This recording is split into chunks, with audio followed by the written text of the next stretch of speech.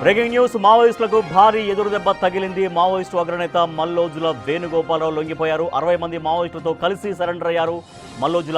మల్లోజుల స్వగ్రామం పెద్దపల్లి. 30 ఏళ్ల పాటు మావోయిస్టు పార్టీలో కొనసాగారు మల్లోజుల.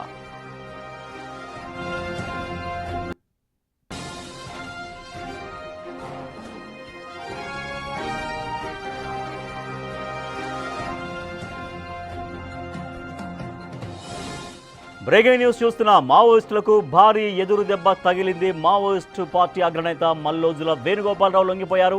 60 మంది మావోయిస్టులతో కలిసి సరెండర్ అయ్యారు ఆయన. మల్లోజుల స్వగ్రామం పెద్దపల్లి. 30 ఏళ్ల పాటు ఆయన మావోయిస్టు పార్టీలో వివిధ హోదాల్లో పనిచేశారు. మావోయిస్టు పార్టీలో చాలా కీలక నేతగా, ముఖ్య నేతగా ఎదిగారు మల్లోజుల వేణుగోపాలరావు. ఆయన పోలీసులకు లొంగిపోయారు.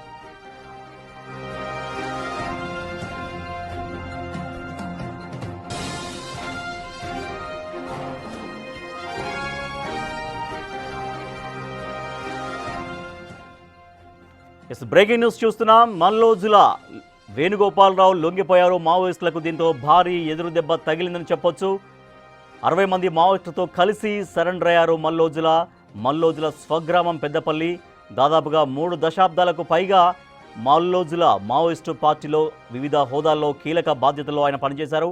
మల్లోజుల వేణుగోపాలరావు లొంగిపోబోతున్నారని బిగ్ టీవీ ముందుగానే చెప్పింది. బిగ్ టీవీ చెప్పినట్టుగానే జరిగింది. మల్లోజుల వేణుగోపాలరావు లొంగిపోయారు. మా ప్రతినిధి భాస్కర్ మరింత సమాచారం అందిస్తారు. భాస్కర్, మల్లోజుల వేణుగోపాలరావు లొంగిపోయారు. దీంతో మావోయిస్టు పార్టీకి భారీ షాక్ తగిలిందని చెప్పొచ్చు. మల్లోజుల ఎప్పుడు లొంగిపోయారు? మల్లోజుల వెంట ఎటువంటి హోదాల్లో పనిచేసిన వాళ్ళు, మిగిలినటువంటి వాళ్ళందరూ లొంగిపోయారు?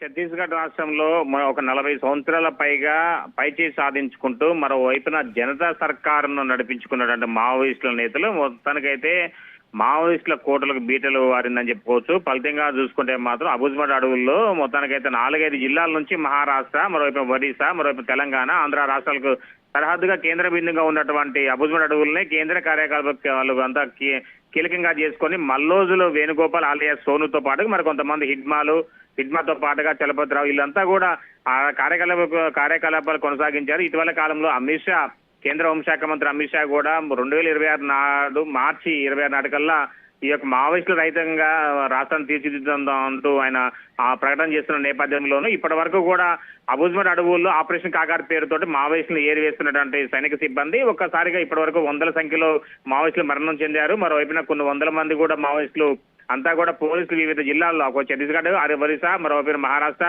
ఇట్లా ఆంధ్ర, తెలంగాణ ప్రాంతాలకు లొంగిపోతున్న నేపథ్యం అవుతుంది. తాజాగా ఇప్పుడు మల్లోజుల వేణుగోపాల్ ఒకసారి లొంగిపోవడంతో కూడా చాలా వరకు అంటే 80% వరకు కూడా భద్రతా సిబ్బంది మొత్తం సక్సెస్ పైచేసి సాధించాలని చెప్పుకోవచ్చు.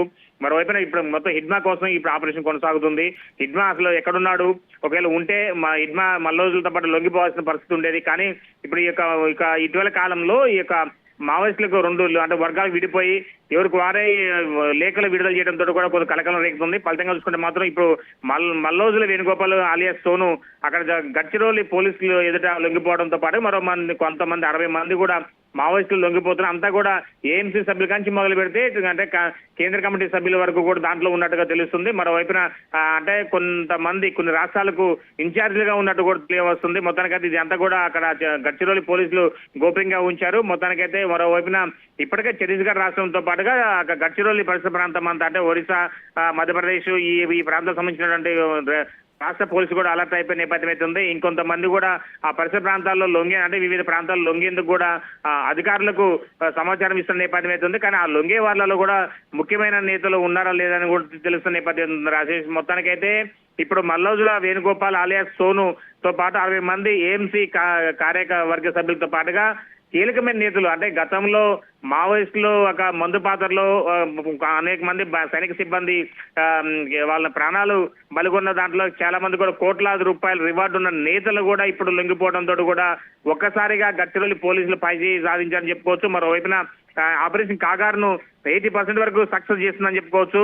ఎలాంటి అంటే మావోయిస్టులతో ఎలాంటి శాంతి చర్చలు లేవంటూ కూడా ఒకవైపున కేంద్ర హోంశాఖ మంత్రి చెప్తున్న నేపథ్యంలోనూ ఇటీవల కాలంలో ఇక మల్లోజుల వేణుగోపాల్ వర్సెస్ మరోవైపున ఇంకొక నేత ఇట్లా వరుసగా వీళ్ళంతా కూడా మావోయిస్టులకు సంబంధించిన 2-3 లేఖలు విడుదల కావడంతో కూడా ఆ ప్రాంతం మొత్తం కూడా అంత గందరగోళంగా ఉందని చెప్పుకోవచ్చు.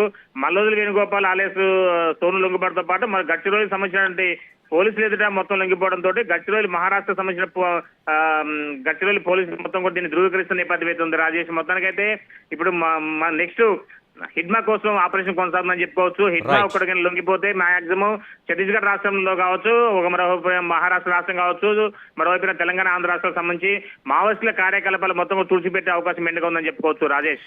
Right, thank you Bhaskar. మావోయిస్టులకు గట్టి దెబ్బ తగిలింది. ఆపరేషన్ ఖగార్ జరుగుతున్న నేపథ్యంలో మావోయిస్టు పార్టీ అగ్రనేత మల్లోజుల వేణుగోపాల్ లొంగిపోయారు. గడ్చిరౌలి పోలీసుల ఎదుట లొంగిపోయారు. దాదాపుగా 60 మంది మావోయిస్టులు ముఖ్య నాయకులతో కలిసి ఆయన మల్లోజుల లొంగిపోయారు. సో దీంతో మావోయిస్టులకు గట్టి దెబ్బ తగిలిందని చెప్పొచ్చు. దాదాపుగా 3 దశాబ్దాలకు పైగా మావోయిస్టు పార్టీలో వివిధ ముఖ్యమైన హోదాల్లో పనిచేశారు మల్లోజుల వేణుగోపాల్ ఆలియాస్ సోను.